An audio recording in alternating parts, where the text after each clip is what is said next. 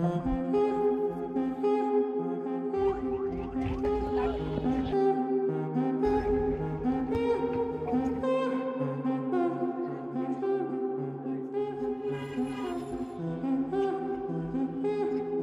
ছেলেদের একমাত্র জুয়েলারি হচ্ছে ঘড়ি, এবং এটা নষ্ট হয়ে গেলে কোথায় ঠিক করা যাবে? ব্যাটারি খারাপ হয়ে গেলে যখন ব্যাটারি চেঞ্জ করতাম, ওটা 2 সপ্তাহ পর পরই নষ্ট হয়ে যেত। অনেক খোঁজাখুঁজির পর আমি ফাইনালি, আমার কাছে মনে হয়েছে যে বাইতুল মোকাররমে যাওয়াটাই বেস্ট। ঘড়ি খুব সম্ভবত ছেলেদের একমাত্র অ্যাকসেপ্টেবল জুয়েলারি, যেটা ইউনিভার্সালি অ্যাকসেপ্টেড। আরো অন্যান্য যা জিনিস আছে সেগুলা একটু কন্ট্রোভার্সিয়াল আর সব জায়গায় অ্যাকসেপ্টেবল না। এই দেশটা হইছে বাংলাদেশ। মানুষ ভালো হইতো, দেশের মানুষ ভালো হইতো, কোনো ভালো হইলে লাভ জনগণ নাই। ভালো হইতো। প্রত্যেকটা লোকের পরিশ্রম করতে হবে, তাহলে ঠিক আছে। এই চোর সব সোনার বাংলাদেশ আমরা কাজ করে জানি সব। হ্যাঁ।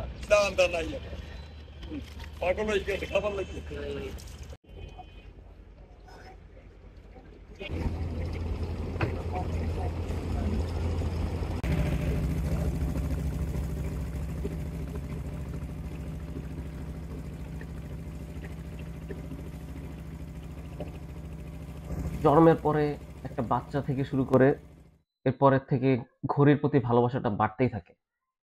ছোটবেলায় বেন্টেনের ঘড়ি বা অন্যান্য খেলনা ঘড়ি থেকে শুরু হয়, এরপরে এক এক সময় এক এক রকম টেস্ট বদলা।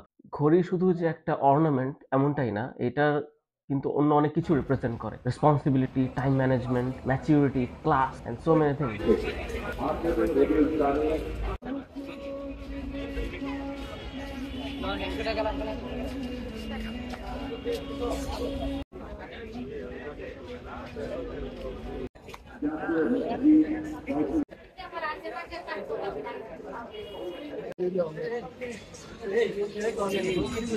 তো আমার কাছে ফাইনালি মনে হয় যে 3টা ঘড়ি হলেই মোটামুটি একজন সব সিচুয়েশনে চালাতে পারবে। আমি একটা ইউজ করি, এই ক্যাসিও, যেটাকে জেমস বন্ড ওয়াচ বলা হয়, কারণ কোন একটা জেমস বন্ড ফিল্মে এটা ইউজ হয়েছিল। আমি এক্সাক্ট মডেলটা জানি।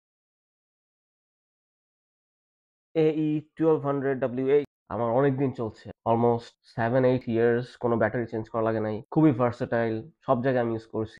মানে এই একটা ঘড়ি আমি সব জায়গায় ইউজ করছি। আমি যে বললাম 3টা ঘড়ি লাগবে এমনটা, ফর্মাল ইনফর্মাল রাফলি ট্রাভেলের ক্ষেত্রে এটাই মোটামুটি আমি সব জায়গায় ইউজ করি, কারণ অন্য ঘড়ির কাছে থাকেও না। বাট আমি নোটিস করলাম যে একটু বেশি রাফ অ্যান্ড টাফ ইউজ করার জন্য দৌড়াদৌড়ি করা লাগে, ধাক্কা টাক্কা লাগে, বাড়ি লাগে, এইখানেও স্ক্র্যাচ পড়ে গেছে। বাট এরকম একটা জি শক থাকলে ওইটা আমি স্পোর্টসের ক্ষেত্রে, জিম বা স্পোর্টস সব ক্ষেত্রে ইউজ করা যেতে পারে। এইটারও ব্যাটারি শেষ হয়ে যায়, এটারও অনেক সময় ডায়ালটা যেহেতু অটোমেটিক্যালি অ্যাডজাস্ট করা, অনেক সময় এদিক সেদিক হয়ে যায়। মানে টাইম যদি 9টা থাকে, দেখা যায় যে ডায়ালটা হয়ে আছে 9টা 20, তো ওইটা আর অ্যাডজাস্ট করা যায় না, এটার জন্য ঠিক করাতে হয়। তো ব্যাটারিও এটা শেষ হয়ে গেছিল, ক্যাসিওটা এখনো শেষ হয় নাই 7 বছরেও। আর ফাইনালি খুবই ফর্মাল থাকার জন্য একটা আর কি ফর্মাল ওয়াচ, যেটা লেদার স্ট্র্যাপ এরকম থাকলে ভালো হয়। তো এটা যেমন আমার পরাই হয় না, বাট থাকলে ভালো হয়। মাঝে মধ্যে মনে হয় যে থাকলে ভালোই, তো এটা পড়তে পারতাম, ফর্মাল ফর্মাল লাগতেছে, বাট এটা দিয়েই চালানো যায় সব সিচুয়েশনে বেসিক। তো এখন কথা হলো, এই সবগুলোর না পড়তে পড়তে ব্যাটারি শেষ হয়ে গেছে। তো এগুলো ঠিক করতে এলাকায় ঠিক করলে দেখা যায় যে 10-15 দিন পরেই আর নাই, অথবা 1 সপ্তাহের মধ্যেই আবার বন্ধ হয়ে গেছে। তো ভালো ব্যাটারির জন্য যেতে হয় ভালো কোনো দোকানে। আবার ভালো দোকানেও ফেক ব্যাটারি থাকতে পারে। তো রিনাউন্ড হেরিটেজ শপ, যেটা অনেকদিন ধরে চলতেছে এবং তার অরিজিনাল সেল করে, এরকম কোথাও গেলে ভালো হয়। এরকম একটা খবর আমি প্রথমে পাই হচ্ছে অরিজিনালি বাইতুল মোকাররম, এই স্যাকো যে ওয়াচটা, আমি যতটুকু জানি খুবই old, one of the pioneers who imported watches to Bangladesh. যে যমুনাতে যেই ব্রাঞ্চ আছে ওইখানে রিপেয়ার করতে একটু কস্ট একটু বেশি তারা চায়, হ্যাঁ। বাট ওই বাইতুল মোকাররমে চলে গেলে ওখানে অনেকটাই কম পড়ে। ওখানে গেলে অনেক ঘড়িও দেখা হয়, ভালো লাগে।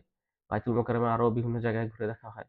ওখানে অবশ্য আরেকটা ঘড়ির দোকানে যে আমার আরেকটা ঘড়ির প্রবলেম ছিল, ওইটা ঠিক করাতে গেলাম হচ্ছে বাইতুল মোকাররম মার্কেটেরই উপরে, হাসান অ্যান্ড ব্রাদার্স খুব সম্ভবত। তো ওরাও ভালো সার্ভিস অফার করছে।